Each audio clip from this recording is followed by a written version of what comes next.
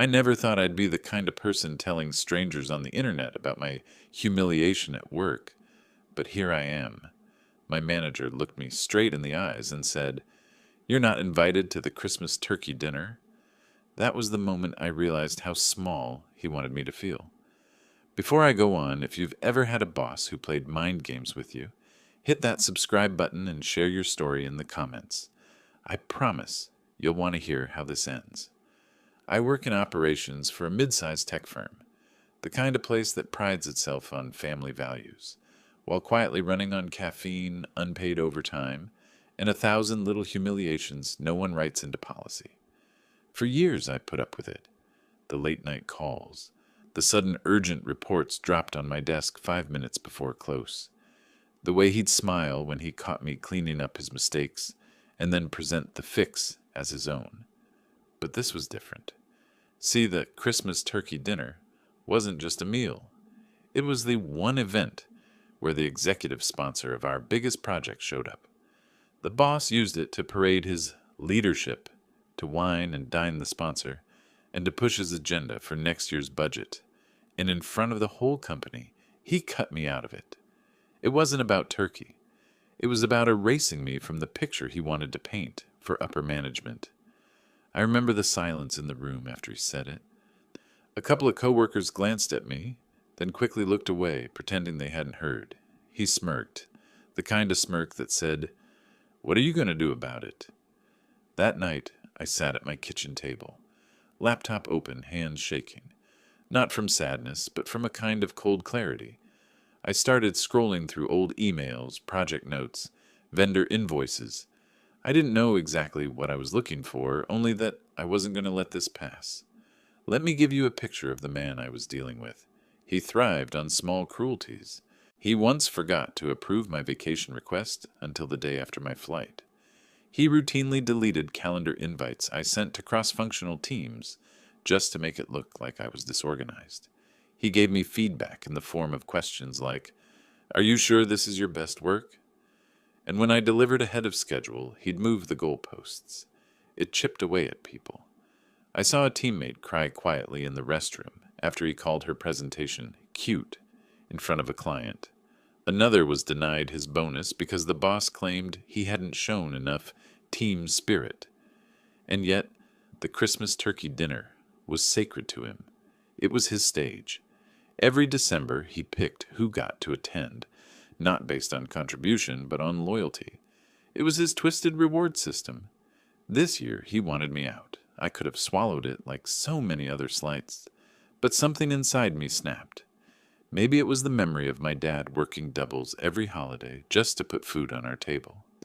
Maybe it was the look on my coworker's face when she realized she wasn't invited either. Maybe it was the fact that he thought he could keep getting away with it.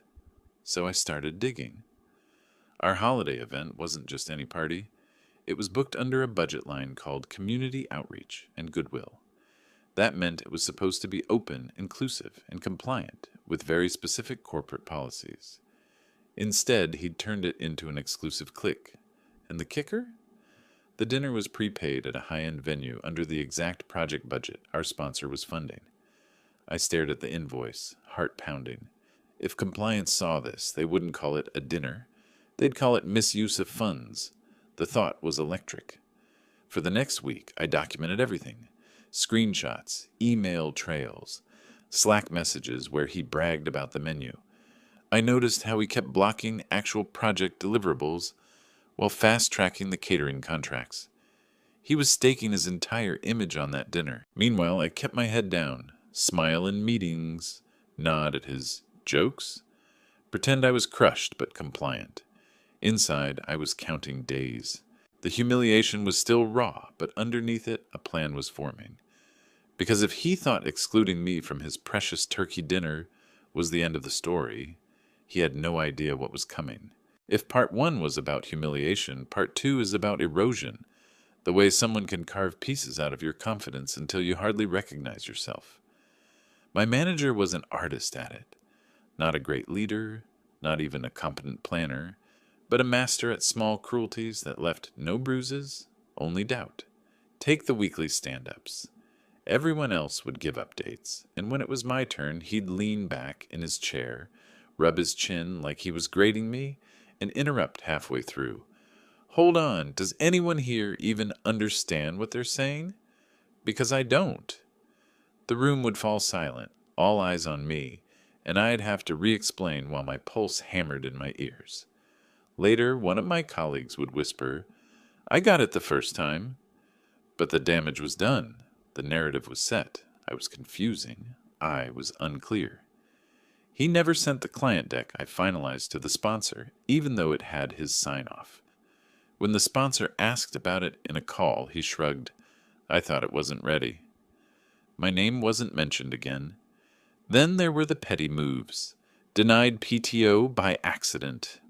Reassigning my work to his favorites 2 days before delivery, so they got the praise. And the calendar sabotage, deleting my invites, then later saying, well, I never saw that meeting. Did you actually schedule it? He knew exactly what he was doing. It got to the point where I started saving every shred of communication. I built a private folder called Receipts, screenshots of Slack threads, forwarded emails to my personal account, notes of dates and times he contradicted himself. At first, it felt paranoid. Then it felt necessary, because while he was busy erasing me, he was also busy preparing the stage. The Christmas turkey dinner wasn't just a feast. It was funded under something called community outreach and goodwill. Budget code 4.19. I'd seen it before. A special pool of money tied to compliance with donor policies. It was meant for inclusive events, things that built broad morale, not private banquets. Yet here it was, underwriting champagne towers and a carved turkey, flown in from some heritage farm in Vermont. I traced the purchase order. The vendor invoices didn't match the policy description. The dinner was flagged as staff development in one file, community engagement in another. A sloppy cover, but on paper still hidden, unless someone cared to look closely. And I was looking closely. Meanwhile, the small abuses escalated. He once made me sit through an entire meeting mute, then asked afterward, notice how no one missed your input? Another time, he sent me a Slack message at 11:47 p.m. Need this spreadsheet polished by morning. Don't make me regret trusting you. I stayed up until 3 a.m. doing it. At 9 a.m., he presented it as his own. I tried not to let it show. I tried to be the professional. But inside, I was taking notes, building my own quiet case. The breaking point came when a junior teammate, Sarah, came to my desk with red eyes. She'd just found out she wasn't invited to the turkey dinner either, even though she'd pulled 3 all-nighters to keep the project alive.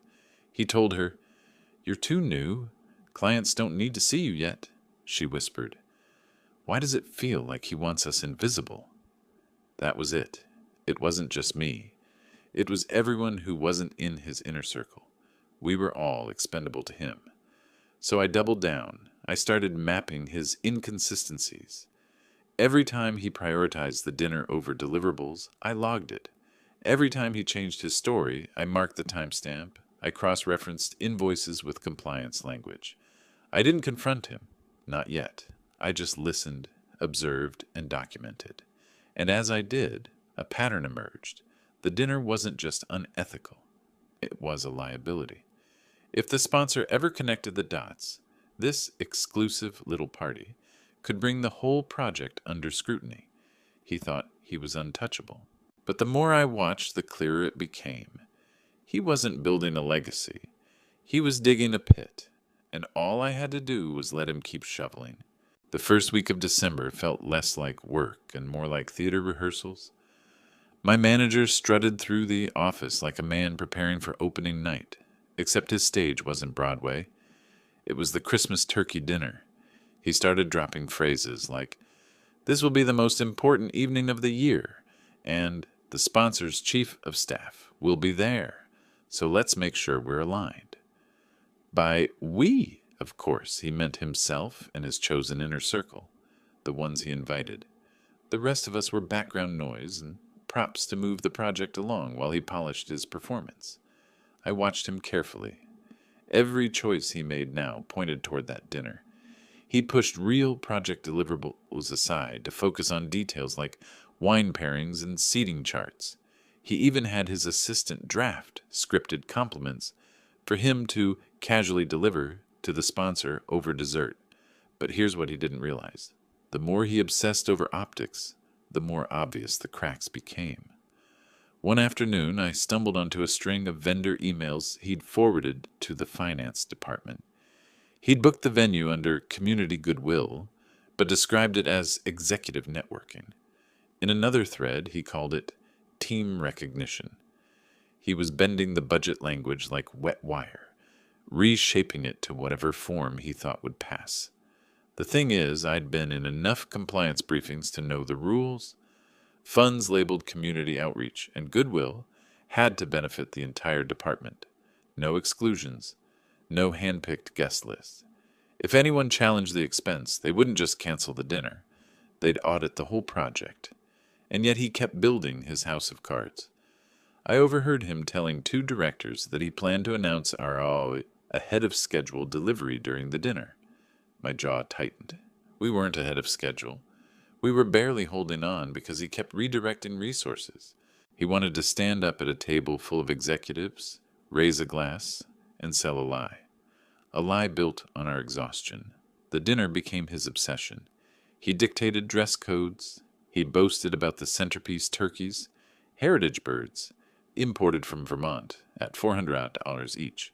He even joked that the interns should be grateful to watch from the office window if they wanted to feel included. People laughed nervously. Meanwhile, my folder of receipts grew thicker. The invoice trail was damning. Catering listed under external community engagement. Venue charges coded as training space rental. It was like watching a gambler double down, betting money that wasn't his. The worst moment came during an all-hands. He stood in front of the team, beaming, and said, "For those invited, consider this an honor. It's not just a dinner. It's recognition of who truly carries this project." His eyes swept the room until they landed on me, then skipped past deliberately, as if to underline my absence. I felt my stomach twist, but I didn't flinch. Not anymore. Because while he was rehearsing his performance, I was rehearsing mine. I began studying the community outreach policy, line by line. Buried deep in the language was a clause. Expenditures must remain inclusive and broadly accessible. Selective exclusion may constitute grounds for disciplinary review. That single sentence was a loaded gun, and he'd just put his fingerprints all over it. At night, I thought about Sarah, the junior teammate he'd excluded, about the countless times he'd erased people, humiliated them, made them feel small. And I thought about that smirk, the one that asked, "What are you going to do about it?" The answer was becoming clearer. He thought this dinner would crown him king of the project. What he didn't realize was that it was also the rope he was tightening around his own neck, and I was the one keeping track of every knot. If my manager's world was a stage, mine had to be the control room hidden behind the curtains. I couldn't outshout him. I couldn't outshine him in front of executives. But I could outwork him quietly, piece by piece, until the night he depended on most collapsed under its own weight. The first step wasn't grand. It was listening. Listening to my teammates, to the sighs after late meetings, to Sarah's whispers when she said she dreaded coming to work. I realized that people were ready for someone, anyone, to say, "I see you. I've got you." They didn't need speeches. They needed a plan. So I started sketching one. I mapped every critical path task he had stalled or sabotaged. Vendor approvals, milestone sign-offs, documentation trails. I knew exactly which levers he kept yanking to slow us down, and which ones we could take back. I identified deliverables that could be rerouted through alternate approvers if we just bypassed his bottlenecks. Then I quietly reached out. One by one, I pulled in colleagues I trusted. Sarah, who handled scheduling, Michael, who managed QA, Aisha, who had contacts in procurement.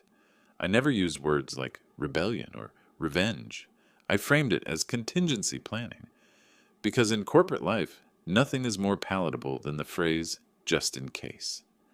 Sarah's eyes lit up when I showed her how we could submit reports directly through the sponsor's shared platform instead of waiting for the boss's bottleneck. Michael smirked when I revealed the backlog of fixes I had already documented. Fixes the boss had claimed were in progress. Aisha leaned in when I pointed out that the catering contract hadn't cleared compliance yet. It's not just a dinner, I told them, voice low. It's a liability, and he's betting the project on it. That was all they needed. A quiet current of determination began to ripple beneath the fatigue. The next step was external. I reached out to the venue, not officially but casually, asked about booking availability under a compliant fund code, hypothetically. The manager mentioned their flexibility, even suggested an on-site catering alternative if plans ever changed. I filed that away. Insurance. At the same time, I studied the compliance manuals like scripture. Every policy clause, every gray area. My folder of receipts grew into a binder, each document labeled, cross-referenced, and backed up in the cloud. If the day came, I wanted to drop it on the table like a stone through glass. Still, I wasn't reckless. Outwardly, I kept playing the part. I smiled in meetings, nodded at his jokes, even pretended to admire his vision for the dinner. Inside, I was cataloging every flaw. The hardest part was watching the toll it took on people. One night, around 9:30 p.m., I found Sarah crying at her desk again. She had just gotten an email from him. "You're not leadership material. Don't embarrass yourself trying." I wanted to storm into his office and tear into him, but instead I sat with her. I said quietly, "You're better than he'll ever admit. Trust me. This isn't the end of your story."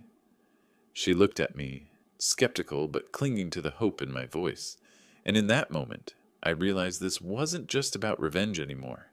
It was about dignity, about making sure no one else had to swallow his poison in silence. So I doubled down. Every day, while he rehearsed for his dinner, I rehearsed for something else. A controlled implosion. I gathered allies, secured backups, and lined up compliant vendors. I turned what he thought was a locked-in celebration into a loaded trap, primed to collapse under the weight of his arrogance. And through it all, I kept my promise to Sarah and to myself. No public outbursts, no tipping my hand too early. Because the best revenge wasn't shouting back. It was being ready when the walls finally caved in, and making sure we all walked out standing tall. He must have sensed a shift, because the week before the dinner, he stopped pretending to tolerate me. The mask slipped. In Monday's stand-up, he cut me off 3 times in 4 minutes, then smiled at the room and said, "Let's keep the noise down and focus on real updates." When I asked a clarifying question about the deployment window, he didn't answer me. He answered the intern sitting 2 seats away, as if I weren't there. It was petty and obvious, and somehow that made it worse. By lunchtime, my access to the sponsor's project board had been downgraded. No announcement, no reason, just a quiet permissions change that turned my green check marks into gray locks. I pinged him. "Looks like my access changed. Do you want me off status review?" He replied 30 minutes later with a single dot. Period. Nothing else. He started moving milestones around like furniture in a house that wasn't his. A critical QA checkpoint. Slid 2 days past the code freeze. The documentation review compressed from 48 hours to 12. "We're running lean," he said, as if recklessness was a virtue. That afternoon, Sarah dropped a stack of tickets on my desk, palms trembling. "He reassigned them to me without tools access," she whispered. "He told me to figure it out."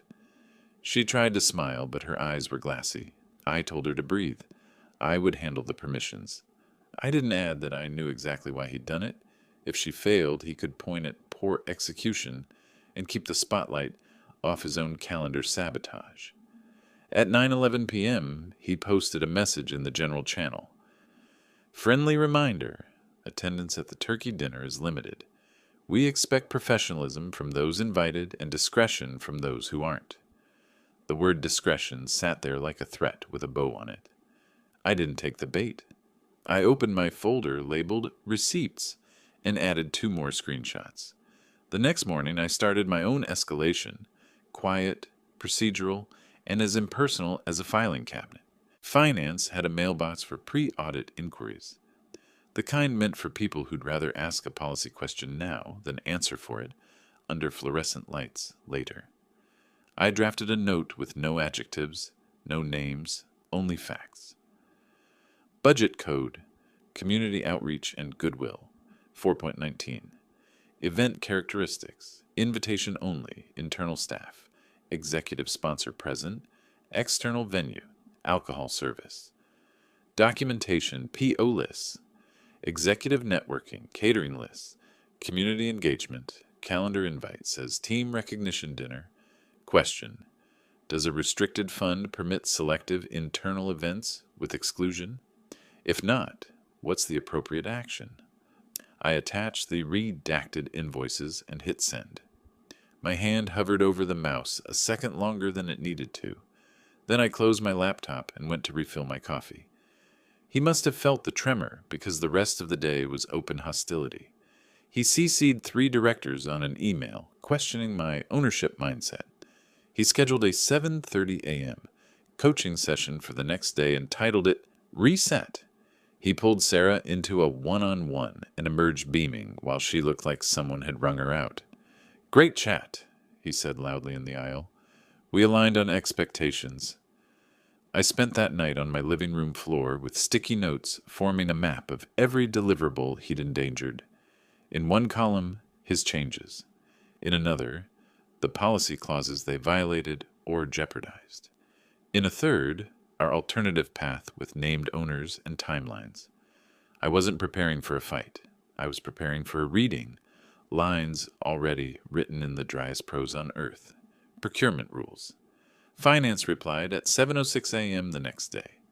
The email was short, almost bored in tone, the bureaucratic equivalent of a scalpel. Per policy, 4.19, funds designated for community outreach and goodwill may not be used for selective internal events. Expenditures must be broadly accessible to intended beneficiaries. If an event is exclusive in nature, funding must be reclassified or the event canceled. Please confirm if a hold should be placed on the pending PO while we review documentation. I stared at the line, hold should be placed. It was not dramatic. It was not emotional. It was the heaviest sentence I'd read all year. In the reset meeting, he showed up 5 minutes late, shut the door, and folded his hands with theatrical patience. I've noticed resistance, he said. I've noticed attitude. He used the word like it was lint he'd pluck off a sleeve. You're smart, he added. Don't make me waste that. I'd like my project board access restored, I said evenly. We're missing 2 QA artifacts because the calendar moved. He smiled, slow and thin. Trust is earned. I thought of the email in my inbox. I thought of the hold button finance had offered me. I didn't press it yet, not because I was afraid, but because timing mattered. The point wasn't to make a splash. The point was to make a correction. Anything else? He asked, already half rising from his chair. Yes, I said. I'm submitting a risk log update to the sponsor's office at noon. That made him pause. On what authority? On the authority of the Charter, which specifies transparent reporting of material risks. For a second, heat flashed in his eyes. Then it was gone. Make sure it's accurate, he said, picking up his phone. We wouldn't want to embarrass ourselves.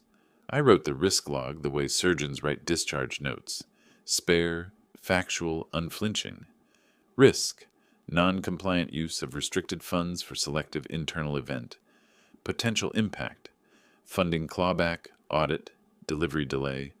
Mitigation, reclassify spend or cancel event. Alternate plan, on-site inclusive recognition supper under permitted cost center. Status, pending finance guidance. No drama, just gravity. At 12:23, the sponsor's chief of staff replied, Thanks for surfacing. Please proceed with finance's recommendation. Keep us posted on delivery impacts. There it was again, the neutrality that means do the right thing, and we won't shield anyone from the consequences. I forwarded the finance thread to Aisha in procurement with one line. If they place the hold, we need comms ready for the venue. She responded with a thumbs up in a single sentence. Template drafted. Waiting on your go. The hours between noon and 3 stretched like wire. He prowled the aisles, a man searching for a leak he could smell but couldn't find. He poked his head into conversations, asked vague questions about readiness, and made it known he would be deeply disappointed if anyone created noise, this close to an important relationship-building moment. People nodded. People always nod when you say relationship. At 3:41, finance acted. Hold placed on PO 17 pending compliance review. I felt the click in my bones, a tiny internal gear finally dropping into place. At 3:43, he messaged me privately. What did you do? No greeting, no punctuation at the end, just a splinter. I didn't answer immediately. I walked to the window, watched gray clouds muscle across the sky, and let my pulse slow. Then I typed, Finance reviewed the budget code. They've paused the spend pending compliance. I've proposed an inclusive on-site alternative and flagged delivery risks. Sponsor's office is aware. His reply came fast. You went around me. I looked at the cursor blinking, a metronome marking out who I used to be. The person who explained, apologized, folded. Then I wrote. I followed policy. For a while, nothing. The silence had weight. In the open office, keyboards clattered, someone laughed too loudly, a printer churned. My phone buzzed on the desk like something alive. Messages trickled in from the team. What's happening? Is the dinner off? Are we in trouble? I told them the only thing that would keep us sane. Stay on task. We deliver. The rest is above our pay grade. At 5:02, he sent an all-staff email about unforeseen administrative review and potential adjustments to the holiday celebration. It was dressed up in passive voice and snowflake clip art, but everyone could read the subtext. The crown was slipping. He cornered me on the way out, voice low. You think they'll thank you for this? I don't need thanks, I said. I need the project to survive the audit. He laughed once, hard and humorless. You have no idea how this game is played. Maybe I didn't. Maybe I was playing a different game entirely. One where rules mattered and people didn't get to buy prestige with other people's work. As I walked to the elevator, my phone buzzed again. Aisha. Venue acknowledged the hold. They'll need an executive contact by morning if cancellation proceeds.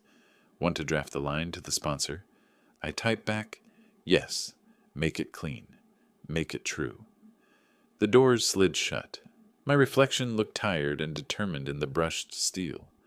Somewhere below me, a party was beginning to come apart at the seams. Somewhere above me, a project had just taken its first full breath in months. Whatever came next would not be neat, but the fuse was lit, and for once it wasn't in his hands. The dinner was supposed to be his masterpiece. A stage, a spotlight, a throne carved out of turkey bones and corporate small talk.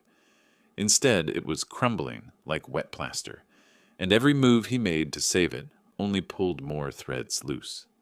On Monday, he stormed through the office, clutching a stack of printouts, like subpoenas. Rumors, he barked, have consequences. This event is strategic alignment, not a party. His voice cracked on strategic. People looked down at their keyboards. Some bit their lips to keep from laughing. By afternoon, procurement had sent a formal memo. Pending compliance hold, no external funds may be released for private events until reclassification or cancellation is confirmed. It was addressed to him, CC'd to half the leadership team, and copied to the project sponsor. There was no mistaking who owned the mess. He tried to spin. In stand-up, he smirked. Looks like finance wants to play Santa Claus this year. Don't worry, I've got this handled. But the smirk was brittle. Sarah leaned toward me afterward, whispering, Do you think he knows everyone saw the memo? By Tuesday, the cracks were showing. The venue manager called Aisha directly, bypassing him. She put the phone on speaker in the small conference room where we huddled. We understand there may be a compliance issue. We'll need written confirmation of cancellation by Thursday, or we'll have to escalate charges. The silence after that was heavy. Finally, Aisha said, "We'll confirm shortly. Thank you for your patience." She clicked end and exhaled. He barged in 5 minutes later, red-faced. "Who told you to speak to the venue?" Aisha folded her arms, calm as stone. "They called me. They needed an answer." His jaw tightened. For a second I thought he'd explode. But the room was full and he knew it. He muttered something about chain of command and left. That night, Sarah sent me a message. People are talking. Not scared anymore. Just waiting. Waiting. That was the word. Wednesday morning, he tried a different tactic. He gathered us in the break area with forced cheer. "Hey everyone, quick note. Don't believe everything you hear. The dinner is still on track. Compliance is just a hiccup. And by the way, I'll personally cover any extra costs if needed." No one clapped. No one smiled. The silence was louder than shouting. He shifted uncomfortably, then added, "This is about celebrating you. Don't let the noise distract from that." But the noise he feared wasn't outside anymore. It was in the room with him, in the sidelong glances, in the quiet defiance of people who had finally seen him bleed. Later that day, the sponsor's office released a project update. In the interest of inclusive recognition and budget compliance, the holiday dinner will be replaced with an on-site celebration open to all staff. Details forthcoming. It was clinical, bloodless, but to us it was thunder. Within minutes, chat lit up. "Wait, does this mean everyone's invited? On-site? Like actually accessible? So we don't have to pretend anymore." For once, laughter spread without fear. Real laughter. He didn't take it well. He called an emergency meeting with directors and tried to reframe it as his initiative. "I advocated for inclusivity," he claimed. "I've always believed recognition should be broad-based." But the directors weren't nodding this time. One of them even asked, "Then why was the original invite list restricted?" He stammered something about logistics, but the damage was done. That evening I stayed late. As I packed my bag, I passed Sarah's desk. She wasn't crying. She was smiling. "Feels lighter," she said softly. "Like the air's finally moving again." I nodded, but inside I felt something sharper. This wasn't over. He was cornered, and cornered men bite. But the balance had shifted. The team wasn't his anymore. They were ours. And as the canceled dinner loomed over him like a storm cloud, I realized something. Revenge wasn't just about the moment he fell. It was about making sure he never got back up. Thursday morning, he arrived before anyone else. His office light burned through the frosted glass like an interrogation lamp. By the time I walked in at 7:45, the air was already heavy with the smell of burnt coffee and something sour. Desperation. He had resent the turkey dinner invites. Same venue, same date, same exclusivity. Only now the subject line read, "Final confirmation, mandatory attendance." People stared at their inboxes like they'd just been CC'd on a crime. Sarah mouthed the word "mandatory" across the aisle. Michael leaned back in his chair, whistling low. Nobody moved to accept. At 9:12, an all-hands invite dropped from the sponsor's office. Urgent alignment meeting, compliance review. Scheduled for 11 Us. The timing wasn't coincidence. Someone upstairs had seen the mandatory email and decided enough was enough, and he tried to preempt it. At 10:30, he pulled us into the break area, arms crossed like a man about to deliver bad news with a brave face. "Look," he said, "there's been a lot of confusion. The dinner is still happening. Finance is just being overly cautious. I need everyone aligned when the sponsor joins. We show unity. We show commitment." Silence. The kind that wasn't fear anymore. The kind that was refusal. Then Aisha asked, level as stone, "Aligned with what? The canceled budget or the mandatory party?" His face twitched. "Watch your tone," he snapped too fast. And in that snap, the illusion cracked. The quiet smiles around the room weren't mocking. They were certain. At 11 Oud, the sponsor's video tile appeared on the screen. Their chief of staff led the call. Eyes sharp, voice neutral. We've received conflicting information about Friday's event. Can you clarify? He launched into performance mode. Absolutely. This is a recognition dinner for key staff, well within our discretionary rights. Funded under community outreach and goodwill? The chief interrupted. He blinked. Yes, but that code doesn't allow selective internal events, she said. No drama, just fact. Finance flagged multiple misclassifications. Do you dispute them? The room was so quiet, I could hear the hum of the projector. He shuffled papers, eyes darting. Those were clerical errors, easily fixed. The chief leaned forward. Then why were staff told attendance was mandatory this morning? The word mandatory hung in the air like a blade. His mouth opened, closed, opened again.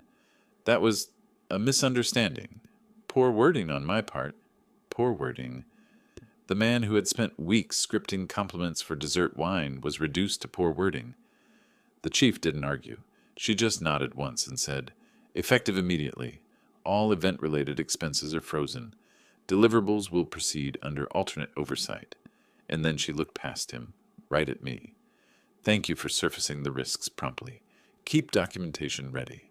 We'll be in touch. Click. Call ended. He sat there pale, staring at the blank screen like it had betrayed him. For a heartbeat, no one moved. Then Sarah exhaled, long and shaky. Michael muttered, well, that's that. But it wasn't. Not yet. Because humiliation alone wasn't his bottom. Desperation was. That afternoon, he tried one last play. He sent a private Slack blast to a handful of directors, attaching a draft narrative for the sponsor, a glossy report crediting himself for proactive compliance discovery. He was rewriting history in real time, painting himself as the whistleblower. Problem was, he sent it to me too. By mistake. I read every word, pulse steady. He claimed he had identified misuse, escalated early, and proposed inclusive alternatives. He even pasted bullet points lifted straight from my risk log. For 10 seconds, I just stared. Then I dragged the file into my receipts folder. At 4:07, I forwarded it to finance with one line. This appears inconsistent with earlier communications. See attached. No flair. No gloating. Just the truth. At 4:35, HR scheduled him for a mandatory compliance interview. At 4:41, his office door slammed hard enough to rattle glass dividers. At 4:50, he stormed out carrying a laptop under his arm, face the color of paper. The team didn't cheer. They didn't clap. But when Sarah whispered, "Is it really over?" the relief in her voice was louder than any applause.